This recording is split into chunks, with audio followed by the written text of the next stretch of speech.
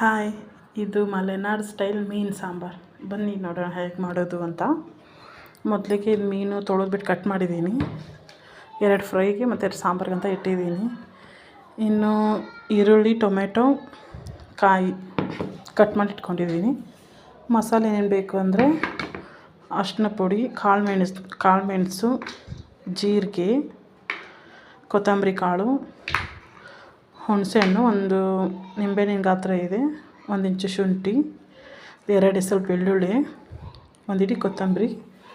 ಇಲ್ಲಿ 2 ಥರ ಖಾರ ಪುಡಿ ತೊಗೊಂಡಿದ್ದೀನಿ. ಒಂದು ಕಾಶ್ಮೀರಿ ರೆಡ್ ಚಿಲ್ಲಿ ಪೌಡರ್, ಇನ್ನೊಂದು ನಾರ್ಮಲ್ ಚಿಲ್ಲಿ ಪೌಡರ್.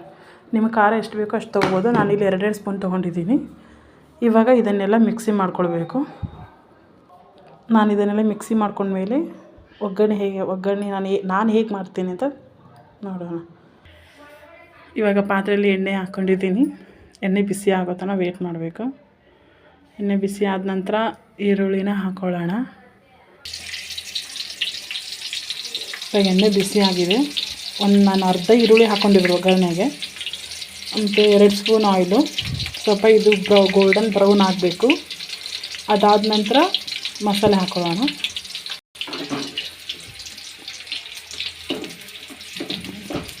ನೋಡಿ, ಇವಾಗ ಗೋಲ್ಡನ್ ಬ್ರೌನ್ ಆಗ್ತಾಯಿದೆ.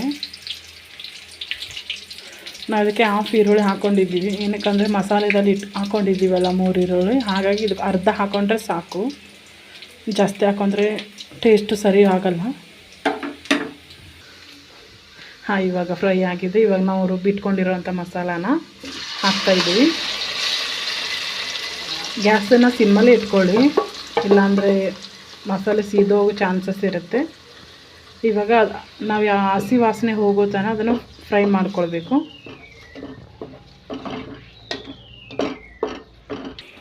ರುಚಿಗೆ ತಕ್ಕಷ್ಟು ಉಪ್ಪು ಹಾಕೊಳ್ಳೋಣ. ನಾನು ಮಸಾಲೆಯಲ್ಲಿ ಸ್ವಲ್ಪ ಹಾಕಿದ್ದೆ, ಸ್ಕಿಪ್ ಆಗಿದೆ, ಅದು ಹೇಳೋಕ್ಕಾಗಲಿಲ್ಲ. ಇವಾಗ ಇದಕ್ಕೆ ಎಷ್ಟು ಬೇಕೋ ಅಷ್ಟು ಉಪ್ಪು ಹಾಕ್ಕೊಂಡು ರುಚಿಗೆ ತಕ್ಕಷ್ಟು ಉಪ್ಪು ಹಾಕ್ಕೊಳ್ಳಿ. ಸ್ವಲ್ಪ ಇದು ಮಸಾಲೆ ಅದು ಆಯಿಲ್ ಬಿಡಬೇಕು. ಬಿಟ್ಟ ನಂತರ ನಮ್ಗೆ ಎಷ್ಟು ಬೇಕೋ ಅಷ್ಟು ನೀರನ್ನು ಹಾಕ್ಕೊಳ್ಳೋಣ. ಮಸಾಲೆ ಚೆನ್ನಾಗಿ ಕುದೀತಾ ಇದೆ. ಸ್ಟೀಮಲ್ಲಿಟ್ಟು ಇದನ್ನು ಕ್ಲೋಸ್ ಮಾಡೋಣ. ಕ್ಲೋಸ್ ಮಾಡಿದ ನಂತರ ಅದು ಆಯಿಲೆಲ್ಲ ಬಿಟ್ಕೊಂಡಿರುತ್ತೆ. ಆವಾಗ ನಮಗೆ ಎಷ್ಟು ಬೇಕೋ ಅಷ್ಟು ನೀರು ಹಾಕ್ಕೊಳ್ಳೋಣ. ಇವಾಗ ನಮಗೆ ಎಷ್ಟು ಬೇಕೋ ಅಷ್ಟು ನೀರು ಹಾಕ್ಕೊಳ್ಳೋಣ. ನಾನು ಒಂದು 4 ಜನಕ್ಕೆ ಮಾಡ್ತಾಯಿದ್ದೀನಿ. ಸೊ ಇಷ್ಟಾದರೆ ಸಾಕು. ಇವಾಗ ಇದನ್ನು ನೀಟಾಗಿ ಕುದಿಬೇಕು. ಚೆನ್ನಾಗಿ ಕುದ ನಂತರ ನಾವು ಇದಕ್ಕೆ ಮೀನು ಹಾಕ್ಕೊಳ್ಳೋಣ. ಇವಾಗ ಸಾಂಬಾರು ಚೆನ್ನಾಗಿ ಕುದೀತಾ ಇದೆ. ಅದರೊಳಗೆ ನಾವು ಕಟ್ ಮಾಡಿಟ್ಟಿರೋಂಥ ಮೀನನ್ನು ಹಾಕೋಣ. ಇದು ಹಾಕಿದ ಮೇಲೆ ಒಂದು 2 ಮಿನಿಟ್ಸ್ ಕುಚ್ಚಿದ್ರೆ ಸಾಕು. ಜಾಸ್ತಿ ಕುಚ್ಚಿದ್ರೆ ಮತ್ತು ಮೀನು ತುಂಬ ಇದಾಗೋಗುತ್ತೆ.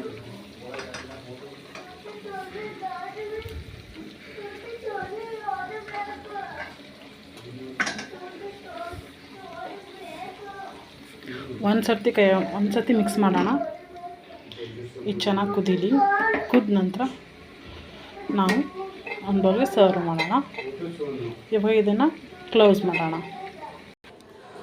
ನೋಡಿ, ಹೀಗಾಗಿದೆ ಸಾಂಬಾರು. ತಿಂದು ಟೇಸ್ಟ್ ಮಾಡಿ ಕಮೆಂಟ್ ಮಾಡಿ. Share, comment, like.